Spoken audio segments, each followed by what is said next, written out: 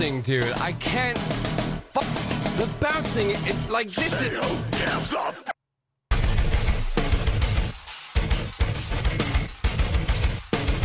Don't test me. You got off pretty light the first time. No, push your luck. Anyway, guys, yes, welcome back. Told you there'd be a costume change in the next video. Thankfully, no one noticed, but I did actually miss an upload on Wednesday. It's actually going up on Thursday instead, or went up on Thursday instead. I had a technical issue. It was a very easy fix, but because the computer wasn't telling me what the problem was, I wasn't able to fix it until I manually went in to find out what the problem possibly could have been. My hard drive was full. That's all it was. But it wasn't saying that my hard drive was full, it was just saying we can't export your video. So it promptly ruined my night. You will be happy to know that I have just completed the new Monroe single that is being released with a music video on October 15th. I have finished the song. It's done. I just need to shoot the music video, which I have already received some of the items for, and they look great, and I can't wait to shoot the video. Super exciting to get this new Monroe stuff in the works. Thank you so much once again for your city suggestions for the tour. They have been taken into consideration, and we are currently putting together a list of tour dates. Some of the tour dates will be announced without a venue, just the city, because quite frankly, I don't know how many people are going to show up. I could book a 250 and 500 people show up. I could book a 500 cap and only 100 people show up, right? So I'm not entirely sure. So the city will be announced once all the ticket sales come in, or once we get a general idea of what venue we should go for, then that's what will happen. A venue will be announced for that city. Anyway, today is a batch of 4. I'm recording 4 videos today. So today, we're just gonna do some good old-fashioned goth reacts, because it's been so long since I've straight up framed my videos as a goth reacts. The algorithm here on YouTube really is not favoring your favorite goth boy at the moment, and you're probably thinking like, haha, skill issue. No, you see, Instagram seems to understand the value of the words that I say, the entertainment value that I possess, since I am thriving over on Instagram, but here on YouTube, not quite so lucky. So this is a YouTube issue. Why would I change my YouTube content that could possibly jeopardize my success over on Instagram? Just for the sake of getting more views here on YouTube. This is a YouTube problem. They will fix it maybe eventually, who knows? But who cares? On with the content.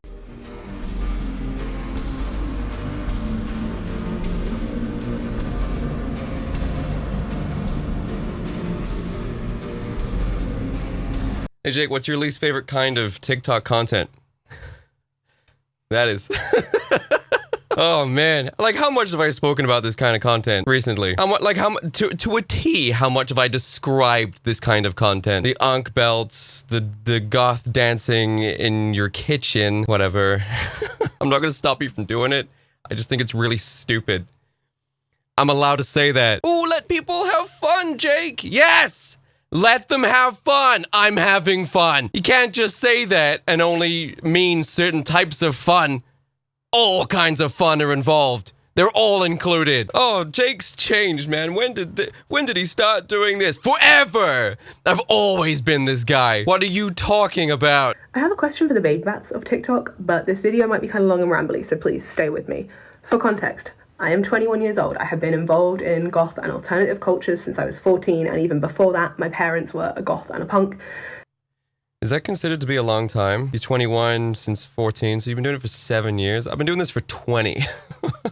I've been doing this for 20 years, and people still call my authenticity into question, can you believe? Look, before we get into whatever they're about to say in this video, I honestly don't know if it's going to be engaging or not, but we'll find out. I just want to talk about the phrase baby bats, because I said I hate that phrase in the last video, but I want to explain why I hate it so much. My issue with the goth subculture at the moment, it's sort of exacerbated over the last decade or so. There's this obsession, this desire for a hierarchy, and a desperate power struggle for those to occupy the upper echelons of this hierarchy within goth.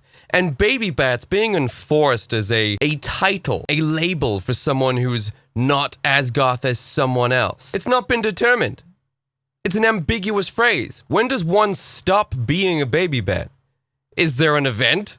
Is there like a party? Do you have to wear robes and you're given a scroll on stage? A diploma? I don't know why I said scroll. Actually, I think scroll makes more sense, right? This is more goth. When does one ascend from baby bat? It's like this tangible discernment between baby bat, not as goth as goths, and then elder goths then. or above that. And it's like this enforced hierarchy, which is there to make people feel more important or better than others. This has been the problem with goth for quite some time. So whereas baby bat may have been a term of endearment back in the days, I have heard that it was used to be a pejorative, and now people are sort of gladly taking up the mantle of baby bat. Also, you know, the thing I talk about all the time about goth being about more than just the music is kind of in the name baby bat.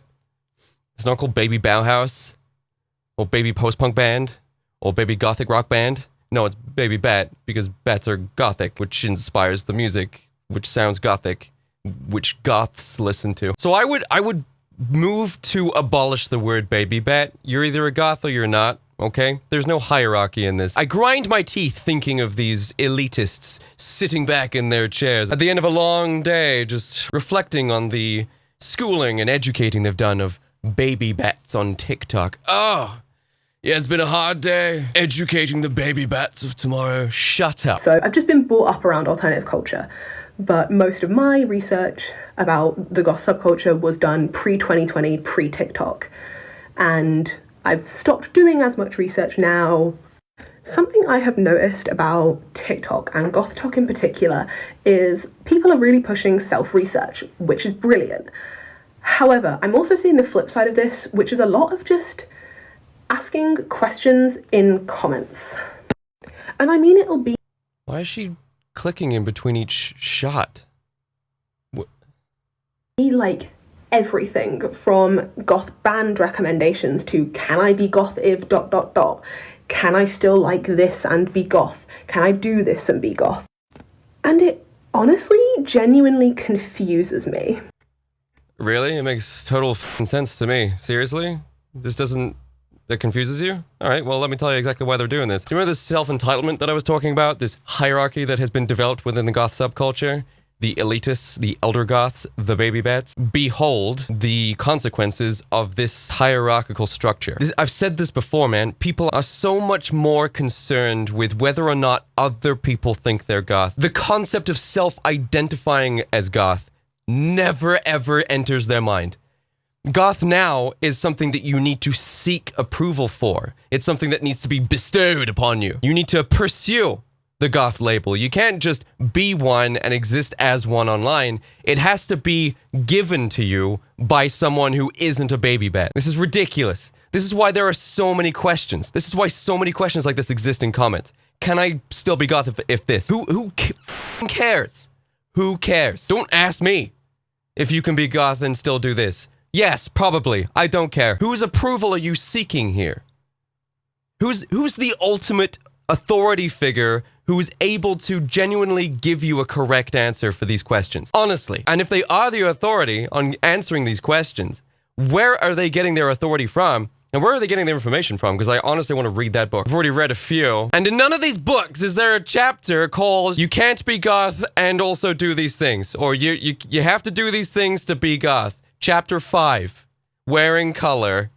Listening to something that's not echoey, scratchy, crappy music from 1979. So it makes total sense to me why these questions are being asked. Because no one feels comfortable enough labeling themselves as goth. They're just not. So this is why all the comment sections are always filled with baby bats trying to get approval, trying to find how they can behave differently in order to better suit the label. You understand? This is what I keep going on about. Not only because sometimes will these comments be under like completely random, not related to the question they're asking videos, like it would just be a goth showing off their outfit and it'll be, oh, can you give me goth band recommendations?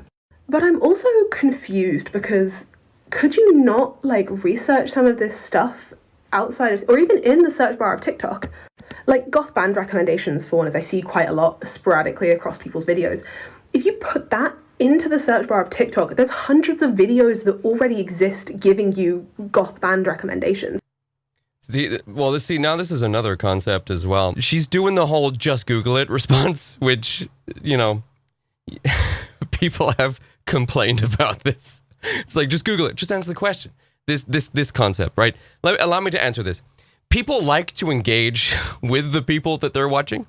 So if they can't think of something that is so cool that you will respond to it or something. They will ask you a question because they like the response. They like to be engaged. They like to engage people that they look up to. People will leave stupid comments that you can obviously Google, okay? Like, in fact, so obviously, you're like, okay, you're just trying to get me to reply to you, which is fine. But this is why they're doing it. It's another reason why they're doing it. Can they Google it? Yes. But that's so unbelievably ambiguous because every single goth has a response, a different response. So they're just like, I'll ask this one while it's on my screen. You search it on Google, there's going to be hundreds of articles, years old, recommending goth bands. And I understand that people want to learn from other goths, but again, so much of this content that you're looking for has been made by other goths before. I don't know, it just seems really almost counterintuitive to me to be commenting a lot of this stuff on people. Not to me. Another reason why people are doing this is because, as we've all learned, especially being within the goth subculture myself for like 20 years, seriously, it's that goth has changed drastically with the introduction of social media and the prevalence of political discourse everywhere. It's ubiquitous, and these things then also affecting the subculture, or at least trying to hijack the subculture. People are now confused as to what it is now. They're like, you're saying politics. I see the word politics popping up now. Do I have to do that? This isn't like picking your favorite bands or something. Like, for example, with me, I like Susie and the Banshees. However, I don't like Sisters of Mercy at all. Okay? I don't like Sisters of Mercy. But that's fine, right? That's okay. However, whenever it comes to things like politics being a requirement for the goth subculture, you have to agree with it. And by it, I mean specifically American liberal leftist ideologies. That's what they mean by the politics. It's their politics, regionally theirs, and on their side. But of course, as you guys know, I'm trying to champion inclusivity with goth. I'm trying to scrape that political pot that's been recently added to the goth subculture. I'm trying to scrape that off so it's more inclusive. More people are allowed into the subculture because there are loads of different types of people in the subculture already, regardless of whether or not you want to find out what their politics are or asking or requiring their politics to align with yours first. They're still in it anyway. So it obviously doesn't have any relevance to people enjoying the subculture. But it's because it's changing. Goth has become so contentious. There's the shit slinging. The shit slinging within the subculture is insane. It's worse than metal. Metal has calmed the down. I remember the worst metal discourse, or at least the debates surrounding metal, or at least the prevalence of metal elitism, of which I was one of them back in the day, was around the emo period, right? When Bullet for Valentine and like metalcore became a thing, and new metal. That was around the time that metal was its most volatile. Elitists were very, very particular about their kind of metal. There was a huge wave of commercialized, or at least popularized, metal genres coming out, like alternative metal, which became a representative of emo subculture, and metalcore, which introduced a younger audience for metal. It was far more closer to the mainstream, and metalheads were sort of pissed off about this, but that's over, okay? Metal is far more accommodating and far less volatile than it used to be. However, goth, I don't think it's ever been this volatile. I don't think it's ever been this exclusionary and combative. So that's another reason why they're asking these questions, because they're like, yeah, I could Google it, but whatever Reddit said 12 years ago doesn't really matter anymore. It's out of date. That information doesn't matter. So what is it now? Tell us what it is now, so I don't get fucking yelled at on the internet by complete strangers. I mean, genuinely no hate with this, and I welcome all wave bats into the subculture. It's just something I've noticed. All of them? Do you? What if they're conservative? At least from what I can remember, wasn't as big of a thing back in like the kind of 2010s, 2015, like... Yeah, because that sort of online elitist culture wasn't really there, or at least as prevalent as it is now. See, because she's only 21, she won't remember 2010. 2010, this chick was rehearsing for her nativity play at primary school. British terminologies, I'm not going to go into it. However, I do remember 2010 online discourse for goth subculture, and it was mainly Tumblr. Yeah, it was mainly Tumblr. Because none of this existed on websites like Vampire Freaks. Do you remember that? See, vampire freaks had this weird objectification that was going on that was never contested. The hottest guys and the hottest girls were at the top of a subjective list of objectification. Who's the hottest this week? Which I love. That was great. I love appreciating obvious traits of beauty and not giving a shit about how pissed off the ugly fat ones are. Those were the days, man, before people were just offended by everything. I miss vampire freaks, dude. I miss it. Jet! Come back! We're sorry! But it was when Tumblr became a thing. See, Tumblr introduced this echo chamber for liberals. That wasn't really a thing on vampire freaks. I was on it, frequently. But Tumblr had this liberal, or at least leftist echo chamber that were horror stories, myths, that became reality as we entered the 2020s. So it was always there, or at least it was there around 2010. I remember being there, and it only started as a small fringe group of and then propagated. Yeah. And now it's like a huge online, proudly exclaiming elitist conglomerate. The politics! My politics. And you're not allowed in. Yeah, that. I don't like being told what to do. So, no. Man, in all my years of being in the goth subculture, enjoying various different aspects and types of music from literally all around the world, to discovering my own personal style and experimenting with androgyny, never once was I ever confronted or asked or told to subscribe to a particular political ideology. Ever. Never have I ever had to do that. Never do I remember listening to any of these songs or music that inspired me to dress the way that I did and assign the label goth to myself. Never did any of these songs ever make me question the political climate that we find ourselves in. So whenever I tell you that goth is not political, I've been doing it for so long, it's only become apparent in the last 5 minutes of goth that there's a political aspect to this. And I know why they're doing it. It's control. They want to create an echo chamber. It's all about control. Control through exclusion. If there's no one in this echo chamber that disagrees with them, then it's theirs. They can be as free and open and unchallenged as they possibly want. It's about control. My name's been Jake Monroe. I'll catch you next time. Bye-bye, babies. Ooh. Ooh.